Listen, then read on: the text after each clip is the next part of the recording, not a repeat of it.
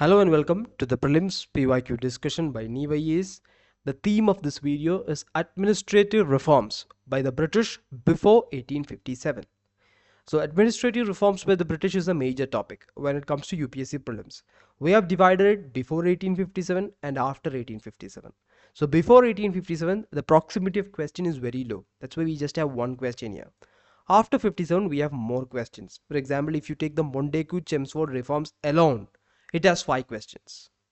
So here the question is from Charter Act 1813. In one of our previous videos, we discussed about this act. That was in the context of Indian exports out of Bengal.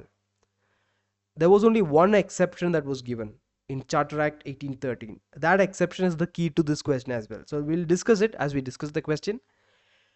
It ended the trade monopoly of East India Company in India except for trade in tea and trade with China. Next up, it asserted the sovereignty of British Crown over Indian territories held by the company. Third, revenues of India were now controlled by the British Parliament. Now see this. There's a process called triangular trade. Alright. So opium is taken from India. It's given to China. From China, they take tea and tea is taken to Britain. This is triangular trade. And this was a very profitable affair for the British. So they wanted to continue it. So everything was put to halt. That is, the trade monopoly of East India Company was put to rest. So what it means is other companies can also trade, but there is an exemption. That exemption is trade in tea and trade with China.